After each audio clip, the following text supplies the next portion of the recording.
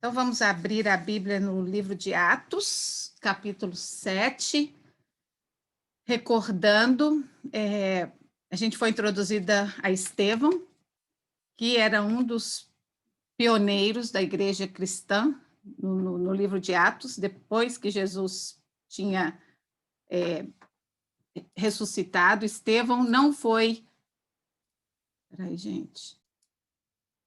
A Bíblia não dá nenhuma referência de que Estevão andou com Jesus ou esteve com Jesus. A primeira vez que Estevão foi mencionado foi aqui, quando ele passou a ser parte do grupo dos cristãos da igreja, depois que o Espírito Santo desceu e os apóstolos começaram a levar esse evangelho. Então, Estevão foi acusado, porque os sacerdotes estavam com ciúme dele, porque ele conseguiu debatê-los sem nenhuma dificuldade. Então, os sacerdotes, com inveja, procuraram pessoas para acusá-lo falsamente. Então, aqui ele estava sendo acusado, e uma das acusações maiores sobre ele era que ele não respeitava o templo, né?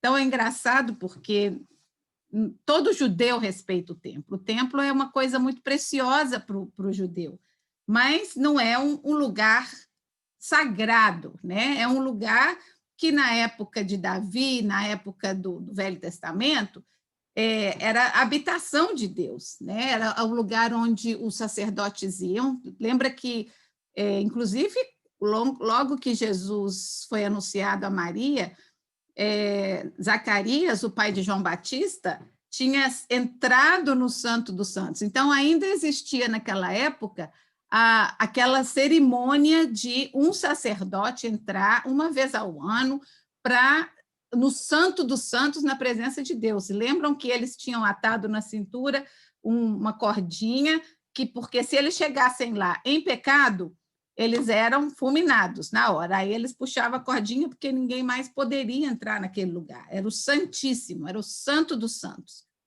Então, ainda era usada essa cerimônia entre os judeus naquela época. Então, aqui, os sacerdotes contrataram pessoas para fazerem outras acusações contra Estevão, e Estevão foi levado, então, perante o Sinédrio, que era aquele grupo de sacerdotes, fariseus, era aquele grupo de líderes, né, mais religiosos do que políticos, mas eles tinham muita influência na vida política, e eles eram levados, Estevão foi levado. Agora, uma coisa que a gente viu no capítulo 6, no finalzinho, uma coisa muito interessante foi que quando Estevão estava diante deles, olha o que diz: olhando para eles, todos os que estavam sentados no sinédrio viram que o seu rosto parecia rosto de um anjo. Então, Estevão estava ali sendo acusado de um crime que ele não tinha cometido, e as pessoas em volta perceberam nele uma coisa sobrenatural, né? Então, é essa coisa que a gente vai ver no estudo de hoje, que ele realmente tinha algo sobrenatural, e o que ele tinha de sobrenatural era o poder do Espírito Santo na vida dele. Então, o que Estevão fez foi fazer um percorrido pela Bíblia, desde das partes que os judeus tomam como sagrada, que é o Corão, Gênesis, Êxodo, Levítico, as palavras de Moisés, né, que eles tomam tão seriamente, os 10 mandamentos. Então, Estevão foi desde lá tentando construir aquela relação entre tudo aquilo que estava no Corão, tudo aquilo que estava no Antigo Testamento, com a profecia cumprida na vinda de Jesus e na morte de Jesus, que também tinha sido prometido, e na ressurreição de Jesus. Então, aqui, a declaração de defesa de Estevão foi lembrando para eles, né? E interessante que chega a determinados pontos que Estevão fica bravo, né? A gente vai ver agora, daqui a pouquinho. Então, nós vamos começar a ler, vamos voltar um pouquinho aí, só para a gente pegar o fio da meada. Alguém lê para mim de 45 a 50. Aqui foi quando ele fala de Moisés e do tabernáculo. Então, alguém lê aí para mim. Atos 7. Posso ler, Elcio? Lê, por favor. Atos 7, 35, né, que você falou? Não, começa no 45. Atos 7, 45 a 50. Ah, tá. O qual também nossos pais, com Josué, tendo recebido, o levaram quando tomaram posse das nações que Deus expulsou da presença deles, até aos dias de Davi. Este achou graça diante de Deus e lhe suplicou a faculdade de prover morada para o Deus de Jacó. Mas foi Salomão quem lhe edificou a casa. Entretanto, não habita o Altíssimo em casas feitas por mãos humanas, como diz o profeta. O céu é o seu trono e a terra o estrado dos seus pés. Que casa me edificareis, diz o Senhor? Ou qual é o lugar do meu repouso? Não foi, porventura, a minha mão que fez todas as coisas? Até aí tá bom. Até aí, Aninha, obrigada. Então, aqui, a gente comentou isso, essa parte a gente já falou semana passada, né? Mas é só para a gente conectar aqui, que Moisés tirou o povo do Egito, mas Moisés não entrou com eles na terra prometida, Josué foi quem levou, mas Deus tinha dado para Moisés toda aquela estrutura, né, do templo. E mais na época de Moisés, eles construíram o tabernáculo. O que era? Uma tenda gigantesca que era armada e desarmada quando eles levantavam acampamento para viajar, mas tudo era super detalhado, as cores, o tamanho, a maneira de dobrar, a maneira de guardar, quem ia carregar o quê. Deus era e é muito detalhista nas coisas dele. Não é, as coisas de Deus não são vagas, elas são objetivas e muito precisas. Deus não gosta de acaso, para ele é tudo preciso. Então, aqui ele estava falando do templo. Então, depois do tabernáculo, quando veio Davi, a gente vai ver hoje um pouquinho sobre a vida dele, era um rapaz sem muito atrativo, né? Filho de Jessé, que tinha outros 7 irmãos, e a gente vai ver que nesse período entre Josué, depois que sempre Israel teve um líder, né? Teve Moisés, depois veio Josué e Caleb, depois ficou um tempo que Israel ficou sem líder, e nesse tempo foi no livro de Juízes, que era assim, Israel fazia coisa ruim, desobedecia, Deus castigava, aí eles, ai, perdão, a gente errou, aí eles ficavam bem outra vez, e Deus levantava juízes, pessoas que ele instruía para como tratar, né? E logo depois a gente falou de Sansão nesse estudo de Juízes, quando a gente estudou lá, mas foi uma época que Israel ficou um pouco desorientado, sem uma liderança. E depois disso, o povo começou a pedir um rei, né? Por quê? Porque todo mundo em volta tinha um rei. E Deus não queria que eles tivessem um rei, Deus queria ser o rei de Israel. Deus queria ser o cuidador, o protetor, mas eles insistiram. Então Deus nomeou Saul, mas ainda não era o homem que Deus queria para essa posição, porque o homem que Deus tinha escolhido era Davi, mas ele ainda era muito, muito jovem. Então Samuel foi na casa de Jessé e falou: Deus me mandou aqui para ungir o próximo rei de Israel. Então Jessé mandou trazer os filhos dele, todos os mais velhos, claro, que seria por direito do mais velho, e chegavam diante de Samuel, e Samuel falou, não, esse não vai ser, esse também não, e passaram todos. Aí Samuel disse, mas aqui já são todos os seus filhos? E Jessé falou, não, tem mais um que cuida, um pastorzinho de ovelha, ele é o caçula, que fica o tempo todo lá, sonhador, que fica falando com as estrelas e cuida das ovelhas. Aí Samuel disse, traz. Quando Davi chegou, Deus disse, esse vai ser o rei de Israel. Era Samuel perfeito? Não. Davi perfeito? Não. Davi ali, naquele momento, era um homem bom, era um homem que vivia nos campos, adorando a Deus, o Deus que ele tinha ouvido falar, né, das maravilhas de Moisés, que tinha tirado o povo do Egito. A gente já viu que os pais dos judeus tinham uma grande responsabilidade e uma determinação de ensinar os filhos, né, nos caminhos de Deus. Então, Davi cuidava das suas ovelhinhas, mas não era só chegar aí, dar comidinha e passear. Não, Davi teve que matar um urso, teve que matar um leão. Ele era um rapaz muito valente, né? E tem partes da Bíblia que fala que ele era bonito, né? Outras partes falam que não tinha tanta beleza assim, não. Então, Salomão, a gente sabe que ele era lindo, mas esse Davi, não. Então, Davi, um dia, estava tendo uma guerra, e os irmãos de Davi já eram mais velhos, foram lutar contra os fariseus. E o pai de Davi falou, vai lá levar um sanduichinho para eles, levar um queijinho, ver como é que tá as coisas. Aí, quando Davi estava chegando perto, escutou aquela barulhada muito, né, muito alvoroço, e escutou os inimigos afrontando o povo de Israel, né? Falando, onde que está esse Deus de Israel? Cadê o Deus de Israel que não vem defender vocês? Então, Davi, quando viu isso, ele falou, não, ninguém pode falar dessa maneira contra o Deus de Israel.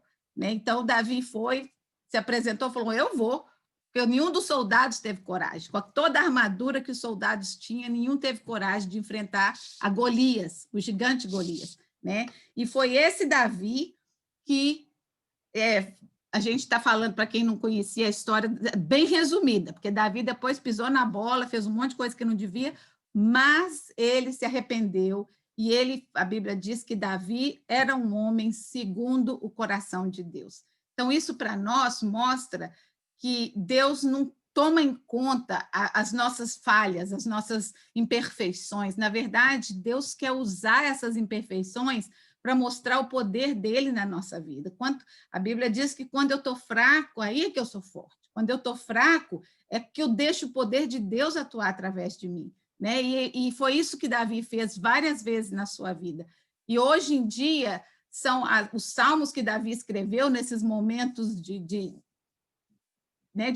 arrependimento, ou de medo, ou de insegurança, de ansiedade, são esses os salmos que nos consolam, que nos confortam quando a gente está passando por momentos de dificuldade, que nos faz quando a gente não tem palavras para orar, e a gente lê o salmo, é como se Davi está falando o que eu estou querendo falar e não consigo usar as palavras. Né? Então, Davi foi um homem segundo o coração de Deus. Quando Davi se tornou rei, ele estava morando, fez um palácio para ele, meio bonito, e aí ele falou, mas... E o templo continuava sendo no alto da montanha, uma cabana lá. Aí ele falou, mas como que pode eu, um rei, ter essa casa tão linda? E a casa de Deus é ali uma tenda. Então, Davi teve aquele desejo grande de construir o templo para Deus. Mas Deus falou que não era Davi que ia construir o templo. Né? Primeiro porque a mão dele já estava muito suja de sangue, muita guerra, muita coisa. Né? Ele nem tinha cometido o pecado maior que ele cometeu, que foi o adultério e o assassinato, né? da mulher do marido que ele adulterou. Mas ele sonhou em construir esse templo de Deus, para Deus, né? Mas Deus disse, não se preocupe, você não vai construir, mas o seu descendente vai.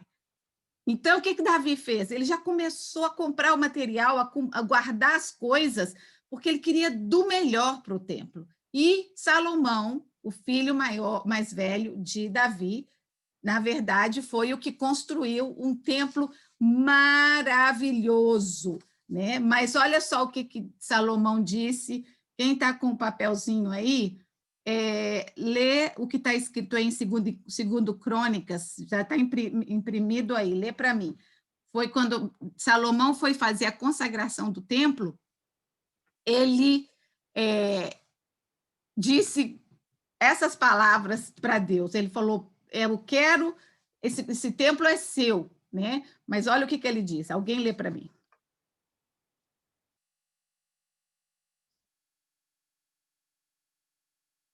Eu tenho que falar quem? É que está na outra página. 6, 17 e 19? Segundo Crônicas, esse. Agora, ó Senhor, Deus de Israel, que se confirme a palavra que falaste a teu servo Davi. Mas será possível que Deus habite na terra com os homens? Os céus, mesmo os mais altos céus, não podem conter-te. Muito menos esse templo que construí. Ainda assim, atende a oração do teu servo e ao seu pedido de misericórdia, ó Senhor, meu Deus. Ouve o clamor e a oração que teu servo faz hoje na tua presença. Então, Salomão sabia da grandeza de Deus, que ele não podia habitar num templo feito por mãos humanas, né? E o que Deus... A gente já viu esse versículo antes, e a gente vai ler aqui de novo. Deus quer habitar dentro do coração do homem. Deus criou o homem para esse relacionamento, para ele morar, para ele viver em intimidade com o homem. E o homem se separou. Então, por isso que Jesus teve que vir para voltar a colocar a comunhão entre nós. Então, Jesus não é um modelo de vida para o cristão. Jesus é o caminho para Deus. Jesus é o Salvador. Ele não é um simples homem, um profeta, um homem que deve ser seguido o exemplo. Não é só isso. Jesus é Salvador, ele é Senhor. Ele quer ser o meu Senhor, o seu Senhor, né? No versículo 48, fala, né, que Deus não habita em templos. Então, olha só onde que ele habita. Lê aí alguém para mim, Isaías 66, 1 e 2, que está escrito aí na página, logo depois que onde a Renata leu. Posso ler? O céu é o meu trono e a terra é o estrado onde descansam os meus pés. Que tipo de casa vocês poderiam construir para mim? Como conseguiriam construir um lugar onde eu pudesse morar? Eu mesmo fiz o céu e a terra, e todas as coisas são minhas. A este eu estimo, ao humilde e contrito de espírito que treme diante da minha palavra. Então, isso aqui é Deus falando a Isaías. Deus estava falando com o profeta Isaías, porque os judeus tinham aquela idolatria, aquela adoração excessiva pelo templo, né? Então, teve um tempo, várias vezes, o templo de Israel foi destruído, então o povo era como se tivesse acabado com a nação. Então, Deus fala para eles, eu criei tudo isso, eu criei a terra, eu criei tudo, a terra é o estrado dos meus pés, né? Olha o que eu quero, a esse eu estimo, ao humilde e contrito de espírito, que treme diante da minha palavra. O que é que treme? É que respeita, que admira, que consegue receber, ingerir, digerir, né? Ruminar, porque às vezes a gente lê ou escuta a Bíblia, aí fechou a Bíblia, vai embora e nem lembra mais, né? A palavra de Deus ela tem que ser ruminada, como uma vaquinha que fica lá no pasto mastigando aquela grama, né? A gente tem que mastigar e ruminar até ela entrar dentro da gente e ela fazer o efeito que Deus entenda, deseja que ela faça na nossa vida, né? Então, uma das acusações feitas a Estevão foi que ele não respeitava o templo, né? Em Atos 6,13, a gente viu isso. Estevão amava e respeitava o templo, como todo judeu, mas ele sabia que o templo não era mais importante do que Deus. Deus não está interessado em templos luxuosos. Ele quer habitar nos nossos corações. E quanto mais humilde e disposto a obedecer é o nosso coração, mais perto de Deus a gente chega. Então, é isso que eu queria que a gente levasse daqui hoje. A gente não precisa de um lugar especial. Jesus ensinou como é que eu vou orar. Então, Jesus mesmo falou, entra no seu quarto, fecha a porta e ora. Deus está te escutando, não precisa de ninguém mais, não precisa de nenhum amuleto, nada. Deus está ali com você, ele quer ser aquele objeto da sua adoração, ele quer ser aquela pessoa com quem você se comunica, né? Alguém lê para mim, quem não leu ainda, ou que se alguém quiser repetir, Atos 7, de 51 a 53. Então, Estevão continua na sua defesa, mas a gente vai ver que ele vai ficando mais esquentadinho aqui com relação aos que estavam acusando a ele. Então, alguém lê aí para mim, 51 a 53. E Estevão terminou dizendo: como vocês são teimosos, como são duros de coração e surdos para ouvir a mensagem de Deus. Vocês sempre têm rejeitado o Espírito Santo, como os seus antepassados rejeitaram. Qual foi o profeta que os antepassados de vocês não perseguiam? Eles mataram os mensageiros de Deus que no passado anunciaram a vinda do bom servo. E agora vocês o traíram e o mataram. Vocês receberam a lei por meio de anjos e não têm obedecido a essa lei. Não, aqui ele virou a mesa, né? Agora ele está acusando. Todos aqueles oficiais da lei, os sacerdotes, de que eles, desde os antepassados, eles perseguiram e mataram os que Deus usava para levar a mensagem. Por quê? Porque, às vezes, a mensagem de Deus era contra a maneira de agir, né? A gente vê que tinha... qual que é essa palavra disso? Suborno e corrupção, isso já existia, isso não é coisa nova, não, isso já existia lá naquela época do Antigo Testamento, né? Então, notamos aqui uma certa agressividade nas palavras de Estevão. Estevão estava mostrando a eles que, apesar de toda a máscara de religiosidade que eles usavam, os seus corações estavam muito distantes de Deus. Eles resistiam ao Espírito Santo. Então, eles não tinham, era aquela coisa, né? O Espírito Santo não está limitado a regras. Então, eles não podiam deixar o Espírito Santo agir, porque para eles era bitolado, né? Era aquela coisa assim. Então, quando o Espírito Santo entra, essa é uma coisa que a gente tem que aprender no nosso caminhar com Jesus, que o Espírito Santo tem que ter liberdade, e muitas vezes ele vai tirar a gente da nossa zona de conforto. Ele vai tirar a gente da nossa área de comodidade para levar a gente no lugar mais elevado que Deus quer colocar, que Deus quer nos usar de alguma maneira, né? Eles resistem. Como é importante dar ouvido aos ensinamentos e à direção do Espírito Santo. Na história do Antigo Testamento, muitos profetas foram mortos, perseguidos pelos judeus que não queriam dar ouvido às palavras de Deus. Então, aqui eu coloquei alguns, se vocês quiserem ler a história deles, né? Mas Urias foi um profeta, Jeremias, Isaías, Amós, Elias. Elias foi perseguido por Jezabel, que era a esposa do rei daquela época, né? Ela instigou o rei que perseguisse Elias. Ele era um profeta de Deus, mas ele condenou, como João Batista. Lembra que João Batista condenou o relacionamento de Herodes com a mulher do irmão dele?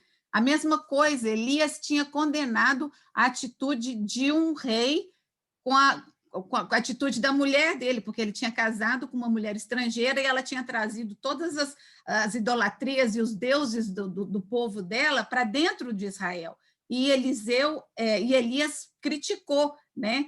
Mas Elias não foi morto, Elias foi perseguido, porque Elias foi uma das poucas pessoas na Bíblia. Enoque e Elias foram as duas pessoas na Bíblia únicas que não morreram, não passaram pela morte. Enoque, a única coisa que fala de Enoque é que Enoque andou com Deus e já não estava mais. Elias, Deus avisou para ele que ele ia ser arrebatado, que ele ia ser levado sem passar pela morte. E Elias foi arrebatado numa carruagem de fogo. Agora, pode ser sentido figurado? Pode, mas Eliseu estava do lado dele e tinha um outro rapaz do lado, e eles viram isso. Então, o meu Deus pode fazer isso, o meu Deus pode fazer muito mais do que a minha imagem quer visualizar, né? Então, a Bíblia diz que foram carruagens de fogo que levou Elias daqui. Então, esses são apenas alguns na lista longa de profetas do Antigo Testamento, e depois vieram, né, no Novo Testamento, começou com João Batista, Jesus, e agora a gente vai ver um monte que foi perseguido por causa de Deus, da palavra de Deus, ou de Jesus. O próprio Jesus contou uma parábola para ilustrar como os judeus sempre recusaram e perseguiram os mensageiros de Deus.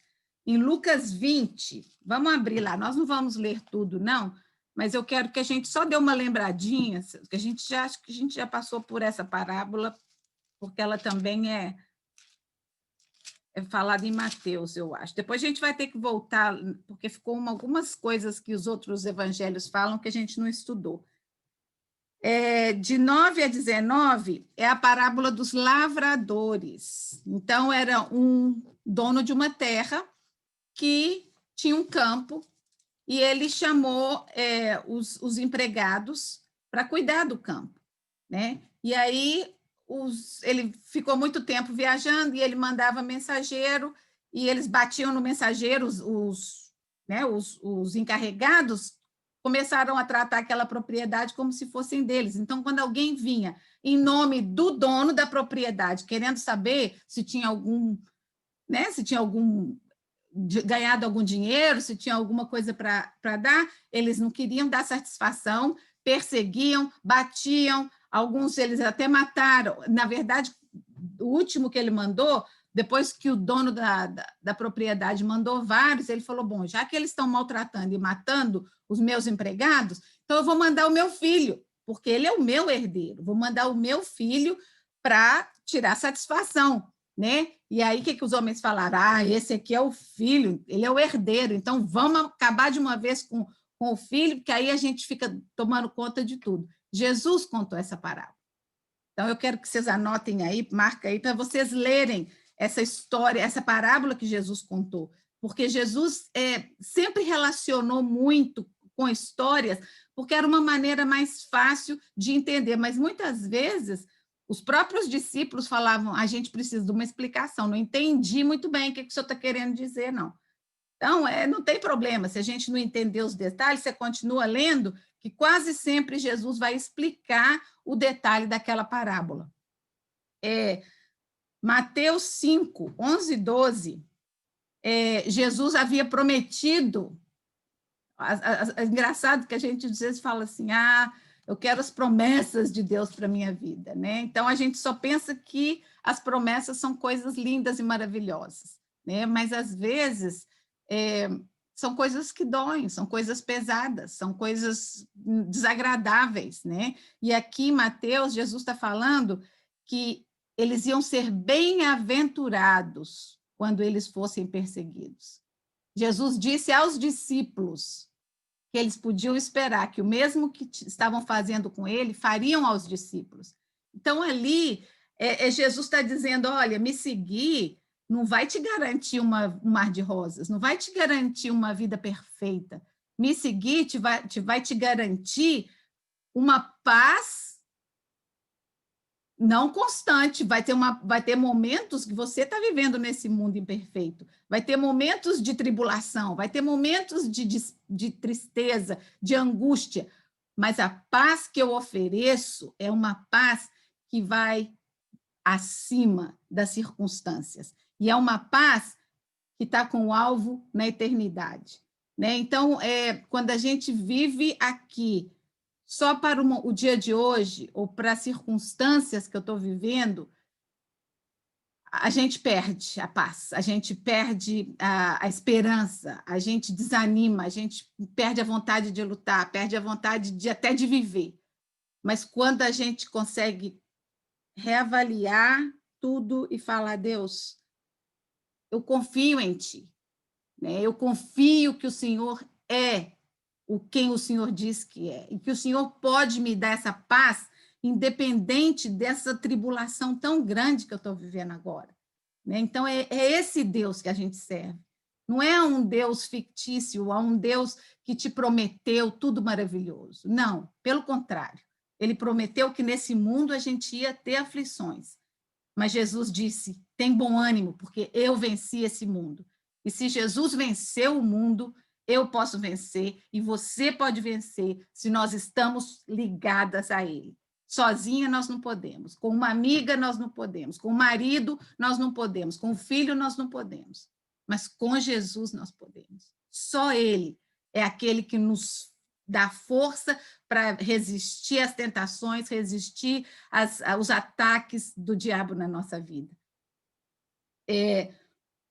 Como Pedro, Estevão acusa os líderes religiosos de haverem traído e assassinado a Jesus, né? Então, aqui no versículo 52, Estevão não acusa, porque Pedro tinha feito a mesma coisa. Quando Pedro foi preso, Pedro acusou, ele disse, vocês mataram o Filho de Deus, vocês mataram o enviado de Deus, né? E aqui Estevão fez a mesma coisa, assassinaram o profeta Jesus, o Filho de Deus, que havia sido anunciado pelos profetas do Antigo Testamento, que eles não respeitavam.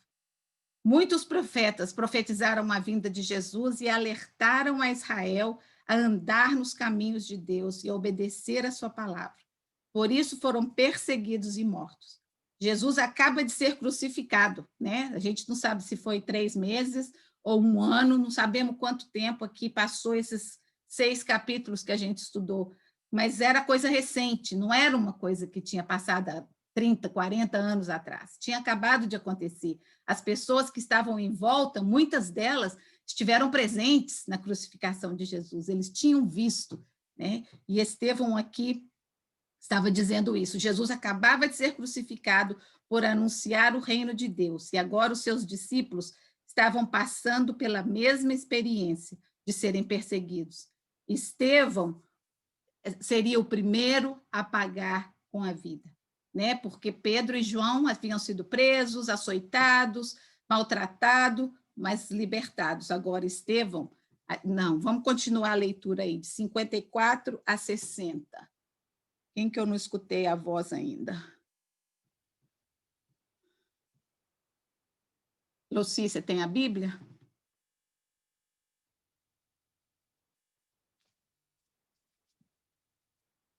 Hello?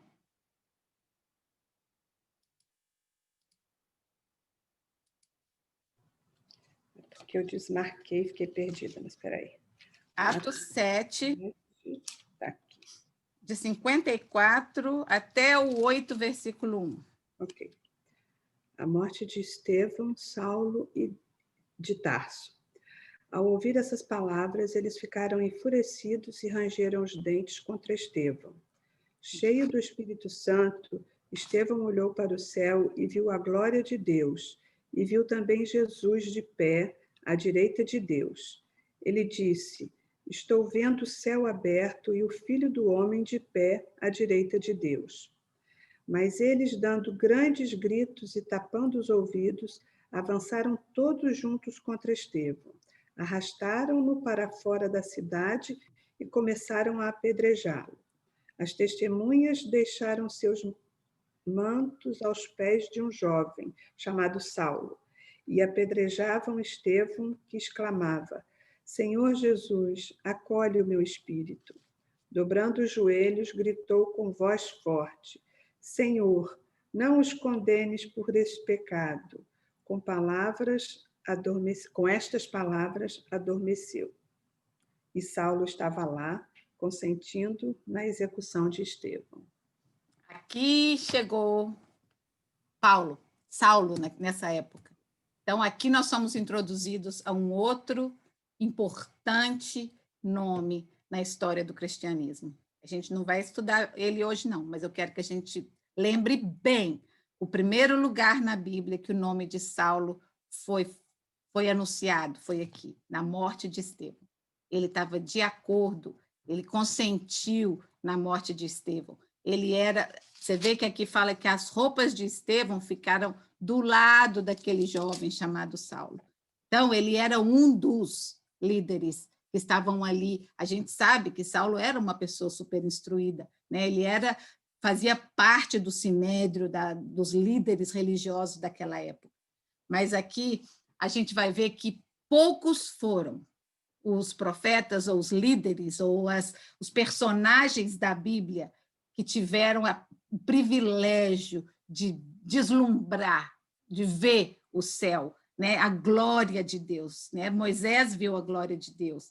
Eu coloquei aqui alguns versículos de pessoas do Velho Testamento e do Novo, que a Bíblia relata que eles viram a glória de Deus, ou num sonho, ou numa visão, ou aqui, por exemplo, Estevão estava sendo apedrejado, morrendo, e ele viu o céu aberto, e ele viu a glória de Deus. Então, aqui, todo mundo que estava ali apedrejando, ou consentindo aquele apedrejamento, escutou, porque ele disse: eu vejo o céu aberto e o Filho do Homem ao lado de Deus. Que maravilha, até arrepia só de pensar isso. Estevão falou em alto, por isso que a gente sabe disso hoje, porque as pessoas que estavam em volta falaram, senão a gente não ia nunca saber, mas Estevão disse em voz alta, e todo mundo, inclusive Paulo, ouviu. Imagina, depois que ele converteu, a dor desse momento para Paulo, de estar ali presente, consentindo com a morte do primeiro mártir, né, do cristianismo. No versículo 58, eles arrastaram Estevão para fora da cidade. Então, era um costume, né? Não vão manchar a cidade com o sangue das pessoas, né? Então, eles sempre levavam as pessoas que iam ser apedrejadas para fora da cidade, e haviam vários crimes que eram condenados ao apedrejamento, né? A gente viu que Jesus teve a oportunidade de salvar a vida de uma mulher que ia ser apedrejada por adultério, né? E Jesus interferiu e, de uma maneira linda, acabou que eles não apedrejaram aquela mulher. E outro crime que era... a justiça era feita por apedrejamento, era de blasfemar contra Deus ou contra o templo, né? Então, eles... quanto mais... Não, página errada. O fato de que ele não estava tão perto para cuidar... Já falei isso. Que Paulo estava lá, cuidando da roupa de Estevão, né? No entanto, Estevão não se desesperou, não se amedrontou. Estevão tinha os olhos colocados no trono de Deus, de onde vinha a vida e a sua esperança. Então, Estevão ali, ele não... Ai, pelo amor de Deus, não me mata, não faz isso comigo. Em nenhum momento a gente vai ver isso, nem Estevão e nenhum dos outros mártires do Evangelho. Por quê? Porque, para eles, aquela coisa momentânea ali era muito pequena comparada com a eternidade. Eu vi um vídeo, estou querendo lembrar onde foi que eu vi essa semana, que eu quero mandar para vocês. E não é coisa do Velho Testamento, não é coisa antiga, é coisa de hoje. Acho que é iraniano, que foi condenado por ser cristão, e eles falaram: nega, que a gente te deixa viver, a gente salva a sua família. E ele falou: não. E aí mostra, depois que eles enforcam ele, né? Aí alguém fez uma montagem daquela coisa mais linda, que é a porta do céu abrindo.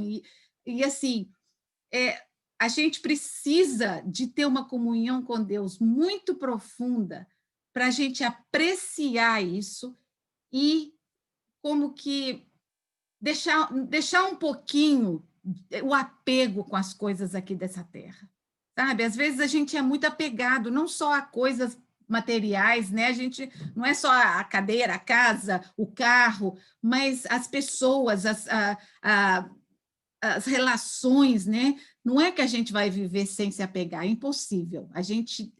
Deus colocou dentro de nós o desejo de relacionamento, né? Mas o nosso mais importante, primeiro relacionamento, tem que ser com Deus, né? Os outros vão ser consequência desse relacionamento com Deus. Tanto Jesus como Estevão nos ensinam que momentos de dor, injustiça, sofrimentos não devem nos tirar a paz e a confiança. Quanto mais sabemos de onde vem a nossa força e em que está colocada a nossa esperança, mais confiantes e determinados enfrentaremos as adversidades da vida. Que o nosso olhar esteja direcionado ao trono da graça de Deus e que a sua glória ilumine nossos dias sombrios. Porque se não chegou para você hoje, ou se não chegou ainda, vai chegar.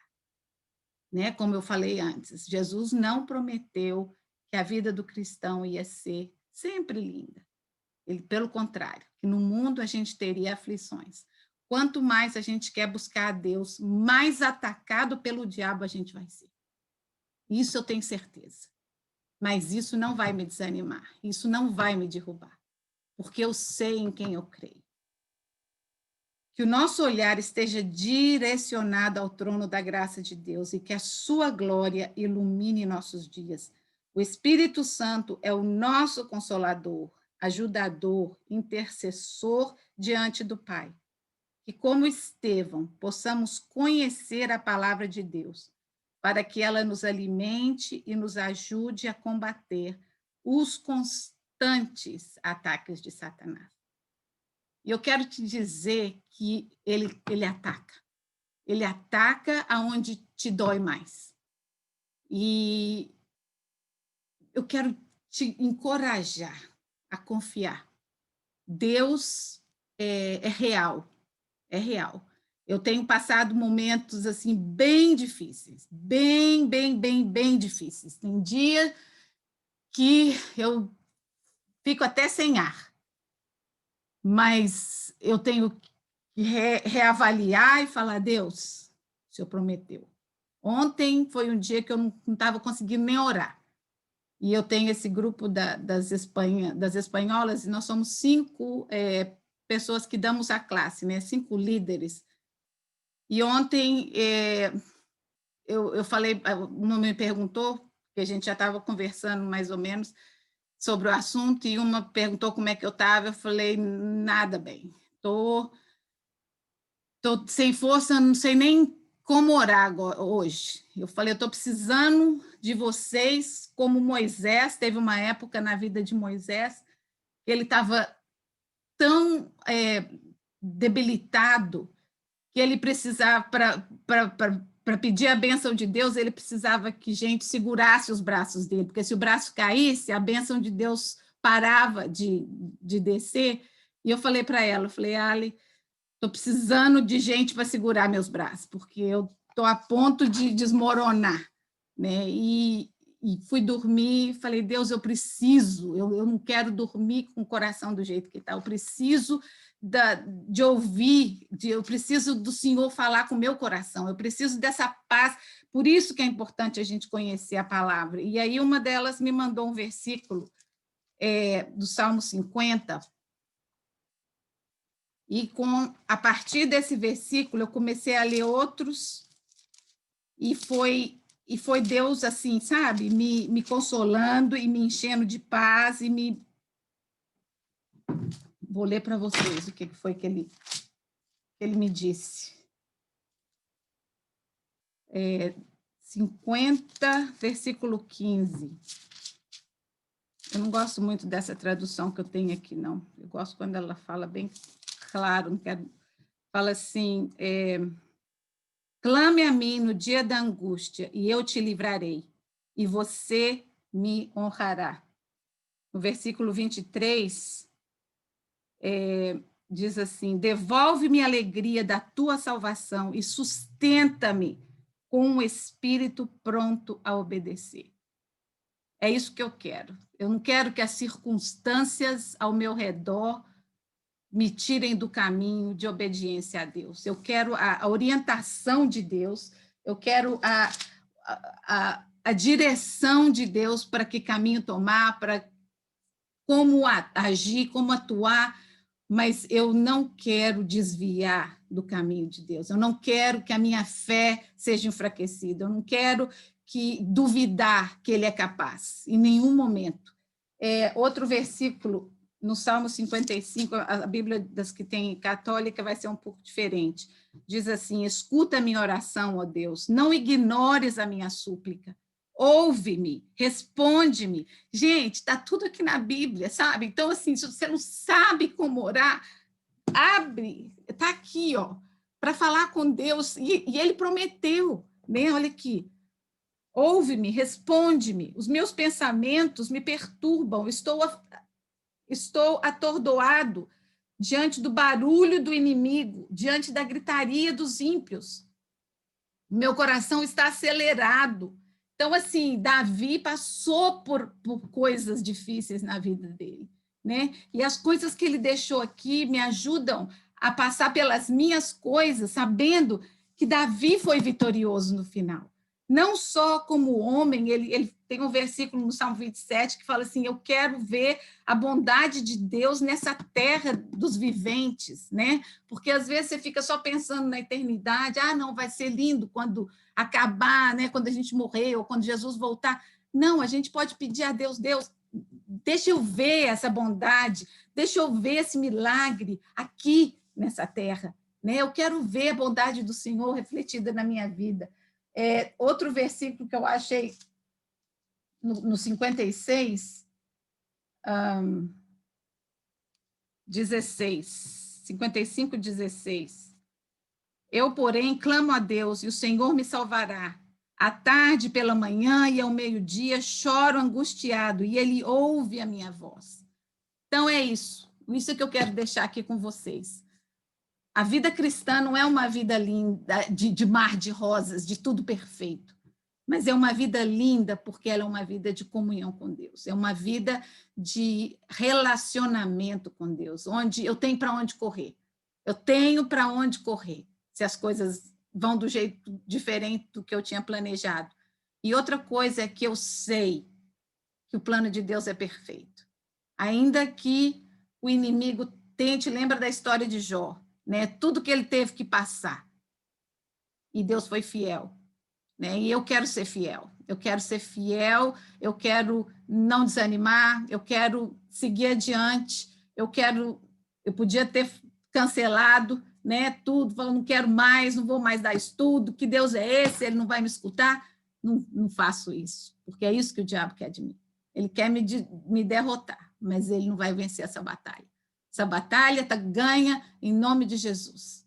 E é isso que eu quero passar para vocês hoje. Não desanime, não deixa que o medo, que a circunstância, que a angústia, não deixa que essas coisas tirem a sua paz e te desanime. Vai existir as aflições, vão existir os dias de angústia, mas não deixe que eles permaneçam. Torne para Deus, porque ele tem um versículo ainda que eu não estou lembrando onde que está. Aqui, ó. No 56, porque eu leio na minha Bíblia em inglês, no 56, versículo 8. Olha essa promessa aqui, olha que lindo. Primeiro, vamos começar no versículo 3, 56, 3. Mas eu, quando estiver com medo, confiarei em ti, em Deus cuja palavra eu louvo, em Deus eu confio e não temerei. Que me pode fazer o homem? Nada. Me matar o corpo, para mim, é ganho. Né? Como diziam todos os que vieram, todos esses mártires do Novo Testamento. Né? Paulo disse, para mim o morrer é lucro, né? O viver é Cristo e o morrer é lucro. Aí lá no versículo 8, fala assim, registra tu mesmo o meu lamento, recolhe as minhas lágrimas em teu odre. Acaso não estão anotadas no teu livro? Você acha que Deus está ignorando o seu sofrimento, a sua tristeza? Não, ele não ignora. Está guardadinho, ele tem um odre, ele tem todas as suas lágrimas, todas as suas preocupações, estão todas guardadinhas ali. E em Apocalipse, tem uma bênção muito grande para elas, quando a gente chegar lá. Então, quero que Deus abençoe a cada uma de vocês, que vocês tenham uma semana abençoada, cheia de vitórias, em nome de Jesus. E vamos fazer o para casa, vamos pegar os versículos que a gente não conseguiu ler e vamos estudar, vamos aprender, porque é só conhecendo a palavra de Deus que a gente vai conseguir resistir às dificuldades que nos aproximam.